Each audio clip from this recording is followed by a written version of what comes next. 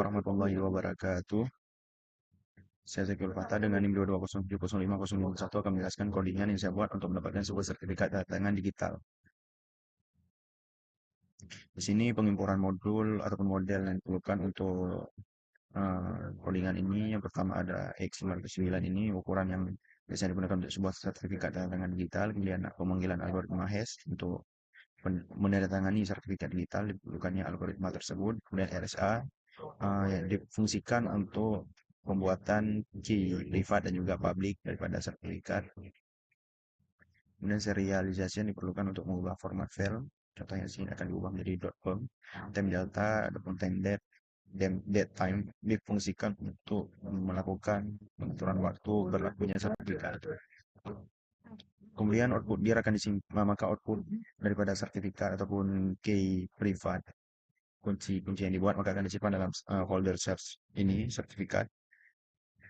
Di bawah ini merupakan pengecekan. Jika folder belum ada maka akan dibuat atau akan menemukan pesan error.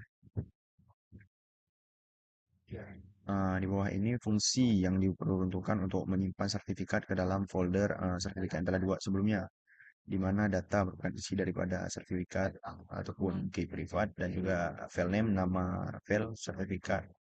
Dia akan memberikan output bahwa sertifikat yang kita ekspor ataupun run tersebut berhasil disimpan ke dalam folder. Di bawah ini pembuatan kunci privat untuk CA, karena kita akan mendapatkan akan membuat sertifikat CA terlebih dahulu, jadi kita perlu membuat kunci privat untuk CA-nya terlebih dahulu. Di sini RSA dipanggil selaku sesuatu fungsi yang diperlukan untuk membuat kunci privat. Di sini ukuran kuncinya yaitu 4096 bit. Kunci ini sendiri jikalau lebih besar maka akan lebih aman, tingkat keamanannya akan lebih tinggi, tapi bisa juga diturunin menjadi 2048 bit. Itu akan menjadi lebih efisien. Jadi tergantung kebutuhan aja. Di bawah ini fungsi diperuntukkan untuk menyimpan kunci privat tersebut ke dalam folder yang telah kita buat sebelumnya, di mana di sini serialization difungsikan untuk pengubahan nama format file, yaitu dari sebelumnya menjadi .pem ataupun formatnya menjadi .pem. Kemudian file sertifikat kunci privat akan disimpan dengan nama ca-key.pem. Di bawah ini proses untuk membuat sertifikat CA. Yang pertama, permohonan di input mulai dari nama negara, provinsi, kemudian kota, nama organisasi, dan juga unit organisasi, dan juga nama umum daripada organisasi. Di sini sesuaiin aja sesuai nama organisasi yang ingin kita buat. Kemudian di bawah ini fungsi untuk konfigurasi sertifikat CA atau self-sig. Karena CA sendiri itu kalau mau mendapatkan sertifikatnya harus menggunakan self-sig signet atau menandatangani dia sendiri. Si CA ini akan menandatangani sertifikatnya sendiri. Yang pertama,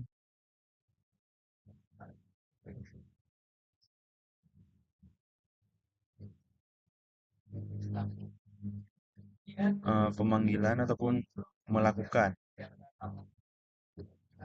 fungsi untuk membuat si CA akan menandatangani sertifikatnya si CA yang akan kita buat.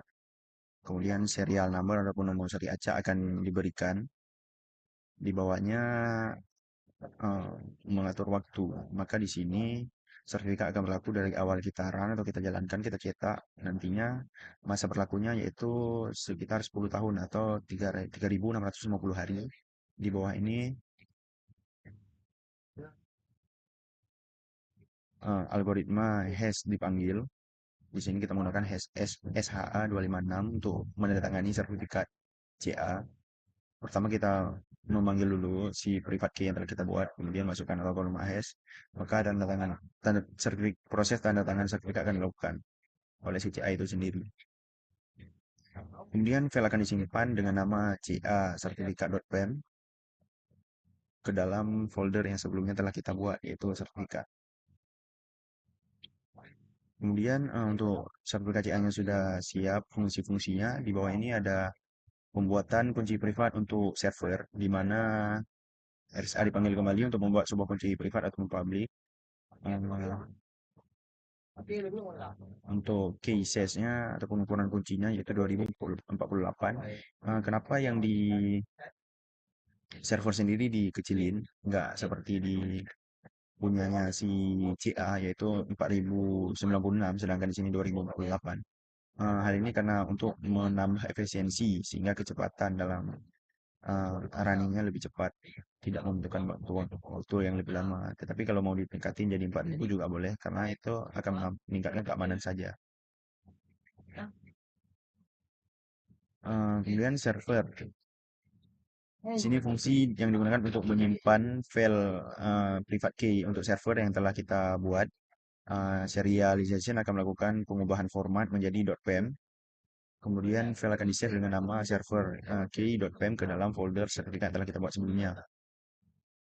Dan di bawah ini sertifikat signing request atau CSR akan dilakukan. Yang pertama permohonan dilakukan di mana atribut yang perlukan yang perlu kita input nama negara, provinsi, nama kota, nama organisasi, nama unit organisasi, dan juga nama umum organisasi atau DNS-nya. Di sini saya mencoba-coba saja dengan levelpata.com nama saya sendiri. Kemudian request create dilakukan ataupun request terhadap tanda tangan dilakukan. Kemudian fungsi SHA 256 dipanggil kembali untuk proses penandatanganan sertifikat, di mana sertifikat csr.firm sama berisi akan dilakukan penandatangani oleh pertama yang perlu kita panggil kunci privat yang telah kita buat. Kunci privat server akan dipanggil yang akan ditangani oleh algoritma SH256. CSR.firm sendiri akan berisikan tanda tangan ataupun sertifikat server yang telah dilakukan akan disimpan dengan format .firm. Kemudian filenya akan disimpan dengan nama server.csr. Di bawah ini membuat sertifikat server berdasarkan CSR. Jadi server sertifikat dibuat dengan ukuran 509 yaitu ukuran normal ataupun standar untuk sebuah sertifikat digital. Issuer name, maka yang menandatangani sertifikat server yaitu sertifikat CA yang telah kita buat sebelumnya. Karena si server sendiri tidak bisa ditandatangani oleh diri sendiri, berbeda dengan CA. CA bisa ditandatangani oleh diri sendiri karena merupakan sebuah vendor untuk tantangan digital. Jadi di sini setelah CA menandatangani sertifikat server, maka kunci publik diberikan dan juga serial number acak diberikan. Kemudian pengaturan waktu, sertifikat akan aktif dari mulai file pertama disimpan, kemudian masa berlakunya yaitu setahun 3 atau 365 hari. Kemudian di sini ada fungsi untuk menyatakan bahwa si CA ini bukan sertifikat CA, merupakan sertifikat server. Kemudian tanda tangan pun dilakukan dengan cara memanggil fungsi privat, kunci privat yang telah kita buat pertama. Untuk server kita panggil kunci privat CA dipanggil, kemudian algoritma SHA256 dipanggil kembali, yaitu sebagai yang akan menandatangani sertifikat. Maka di sini sertifikat ini akan ditangani oleh CA. Server.firm akan menyimpan file dengan format serial. Serialization akan mengubah format file menjadi .pem. Di bawah ini file akan disimpan dengan nama server strip sertifikat.pem. Ini sertifikat disimpan ke folder, maka di bawah ini akan di print jika kita run proses selesai, file sertifikat dan kunci telah dibuat di folder sertifikat. Jadi coba kita run, proses running sedang berjalan, harap ditunggu, kita tunggu sampai semua print-print ini dikeluarin. Nah, di sini filenya sudah tersimpan mulai dari kunci CA, sertifikat CA yang telah ditangani, server kunci dan juga server .csr dan juga sertifikat server. Sekarang kita bisa mengeceknya di folder yang telah kita buat sebelumnya. Di sini saya menaruhnya di project UAS. Nah, ini folder yang tadi saya buat ataupun lokasi folder yang akan menyimpan sertifikat dan juga kunci-kunci privat maupun publiknya. Coba kita buka. Nah, di sini sudah ada mulai dari CA sertifikat dan juga sebagainya. Baik, mungkin hanya itu saja. Saya Zakil Fatah.